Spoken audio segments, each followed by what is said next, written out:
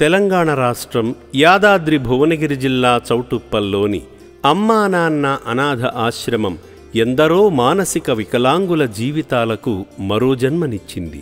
రోడ్లపై పిచ్చివాళ్లలా తిరుగుతూ, జుట్టు గడ్డాలను పెంచుకుంటూ, నెలల తరబడి స్నానం చేయక దుర్గంధంతో ఉన్న అభాగ్యులను రక్షించి, సేవాశ్రమంలో ఆశ్రయం కల్పిస్తూ, వారి స్వరూపాలను మార్చి వారి జీవితాలలో వెలుగులు నింపుతుంది.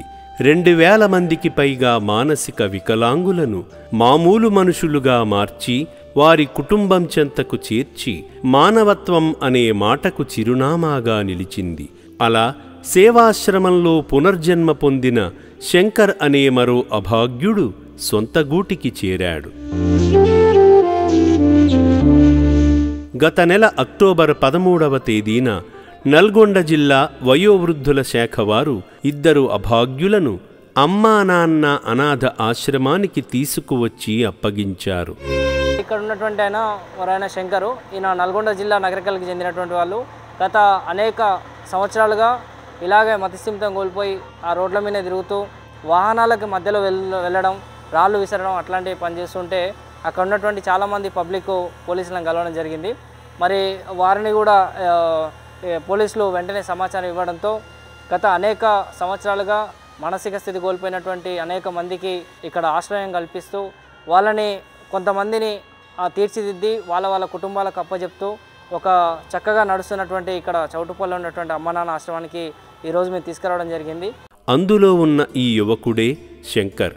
ఆశ్రమం అందించిన వైద్యంతో శ్రీ పుణ్యలింగేశ్వర స్వామి పునర్జన్మ ఇవ్వడంతో రక్షణాలయానికి వచ్చినప్పటికీ ఇప్పటికీ అతని రూపంలోనూ మానసిక స్థితిలోనూ చాలా మార్పు వచ్చింది.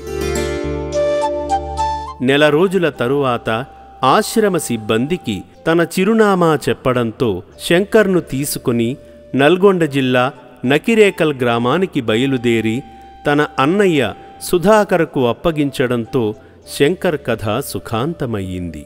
నా పేరు సుధాకరు, మా తమ్ముని పేరు శంకరు, మాది నకిరేకల్లు, నల్గొండ జిల్లా.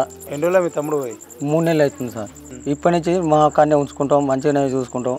అమ్మా నాన్న అనాథ ఆశ్రమంలో జీవిస్తున్న మిగతా అభాగ్యులను కూడా త్వరగా సొంత గూటికి చేర్చాలని శ్రీ పుణ్యలింగేశ్వర స్వామిని మనసారా వేడుకుందాము.